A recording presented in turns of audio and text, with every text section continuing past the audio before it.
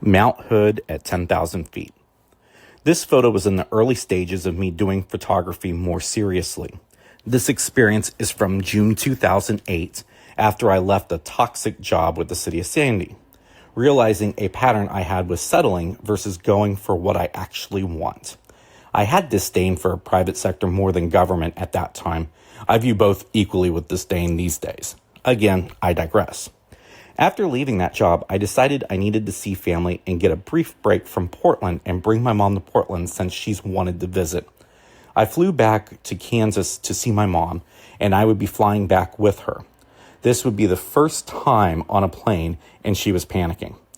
There were issues at security because it was still a post-9/11 mindset, and they were harassing her. That is typical of the Kansas City airport, which the only worse airport for customer service is Atlanta. I literally had to fill out an accommodation with Southwest so I could board with my mom first after that experience. Else, she would have not boarded the plane. I let her sit near the window, which seemed to help her. Good news for her, this flight was going to have no turbulence, and there would be a wonderful surprise as we descend into Portland. As we were descending, I realized that we may be flying fairly close to Mount Hood, so I took my mom to start looking out the window. She was then like, "Should we be flying this close to a mountain?" When I looked, we were front and center to get a spectacular shot of Mount Hood. Lucky for me, I had my digital camera with me. As I got it squared up with the window, I pushed my mom back in her seat. She said, "You can't do that to your mommy." I replied, "This is a photo I have to take and need the window clear." I took 3 shots, and the second one was the perfect shot. Let me tell you that taking a photo through tempered glass is not easy and gives everything a blue hue. The photo you see here is with no edits. Of all the times I have flown, this is the closest and clearest skies I've seen going by Mount Hood. You could see the snow still on the mountains, and if you look closely, you can also see the glaciers that exist on Mount Hood. These days, the mountain loses all snow by the end of the summer, with noticeably shrinking glaciers. What I love most about this shot is the perspective. We're slightly lower than the mountain peak, and you can really see the three-dimensionality of the landscape in the shot. The clouds are just above mountain level. The slight haze in the distance, the sun rays in the upper right corner, and the adjacent volcanic mountain in the distance. The mountain in the distance is Mount Jefferson.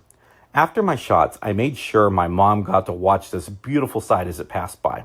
This was one of the rare times where time slowed down at something awesome versus occurring in a blink of an eye. This was one of the photos I had for several art shows. Art curators hated the blue scale everything seemed, but to be honest, I think even without the tempered glass, this would look more blue than green.